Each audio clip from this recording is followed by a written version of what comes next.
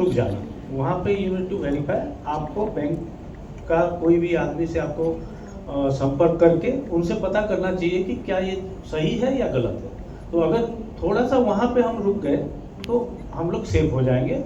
उस प्रवाह में नहीं जाना है कि वो पूछते जा रहा है और मैं बताते जा रहा हूँ। मैनी ऑफ ए टाइम हमने देखा है कि काफ़ी नॉलेजेबल लोग, पढ़े लिखे लोग, वो किसी काम में व्यस्त हैं, उसी के बीच में कॉल आया, उन्होंने इस तरह से उनको प्रोवोकेट किया कि उन्होंने पिन भी बता दिया, OTP भी बता दिया, और जब पैसा कटने का मैसेज आता है तब वो रियलाइज़ किए कि अरे मेरे साथ तो फ्रॉड हो गया है। सो देन वो फिर डिफ़िकल्ट हो जाता है, फिर वो कंप्लेन होगा, फिर उसका इन्वेस्टिगेशन होगा, आपका पैसा वापस आता है, but that will take time. अब दूसरा चीज़ जो एस्पेक्ट हम लोग बोलते हैं कि फाइनेंशियल प्लानिंग या जो भी पैसा मेरे पास है, कई समय पे ये होता है कि मैं उम्मीद करूँगा कि मेरे पास जो पैसा है मैं कहीं पे उसको लगा दूँ बैंक में या कहीं पे रखूँ, और वहाँ से कुछ मुझे हर महीना या हर हफ्ता या हर क्वार्टरली एक रेगुलर इनकम आए, तो जो मेरा एवरी मंथ का जो खर्चा है उसमें वो सपोर्ट हो।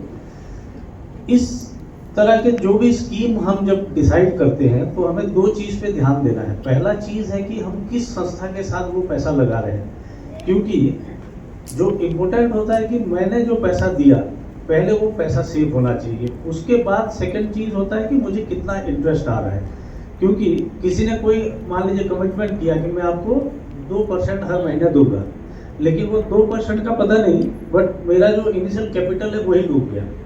So the credibility of the institution जहाँ पे हम लोग पैसा दे रहे हैं, वो जब बोल रहा है कि 5 साल का फिक्स डिपॉजिट है तो 5 साल के बाद वो संस्था होना चाहिए जो मेरा पैसा वापस करे, एंड ड्यूरिंग 5 साल तक वो मुझे इंटरेस्ट दे। तो बहुत सारे स्पेशली इन ईस्टर्न इंडिया अगर हम लोग देखेंगे, there were many chit fund और ये सब हुआ, और इसका एक प्राइमरी रीजन अगेन हम लोग का लालच होता है।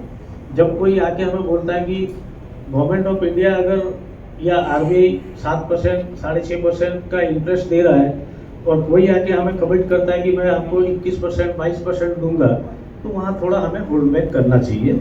वहाँ पे एक प्रॉपर इन्वेस्टिगेशन अपने तरफ से करना चाहिए कि क्या ये कमिटमेंट सही है और अचीवेबल है कि नहीं।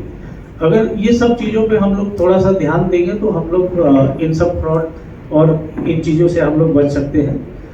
Well as government of India भी जो वयस्क लोग हैं जो 60 ईयर्स के ऊपर हैं, उनके लिए special scheme RBI reserve bank of India की तरफ से ही है। तो उसमें जैसे पहला एक स्कीम आता है सीनियर सिटीजन सेविंग स्कीम। तो जो लोग 60 ईयर्स से अबव हैं, सीनियर सिटीजन सेविंग स्कीम में पैसा लगा सकते हैं।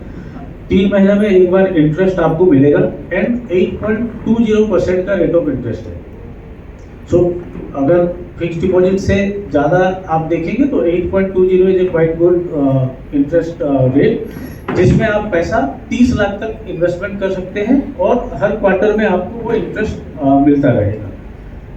Likewise reserve bank of India का एक बॉन्ड है, उसमें भी 8.05 मिलता है। तो these are all prominent institution की जब मैं रिजर्व बैंक ऑफ इंडिया कहता हूँ तो वो गवर्नमेंट ऑफ इंडिया का ही रिप्रेजेंटेटिव है। तो वहाँ पे मेरा पैसा, मेरा कैपिटल सेफ है, उसके साथ थोड़ा ज़्यादा मुझे इंटरेस्ट मिल रहा है। तो मैं आशा करूँगा आप लोग थोड़ा सा इन स्टेप्स पे ध्यान रखेंगे व्हेनेवर इस तरह का सिचुएशन आपके साथ आता है, और कभी भी कोई बैंकिंग रिलेटेड सहायता आपको चाहिए तो आप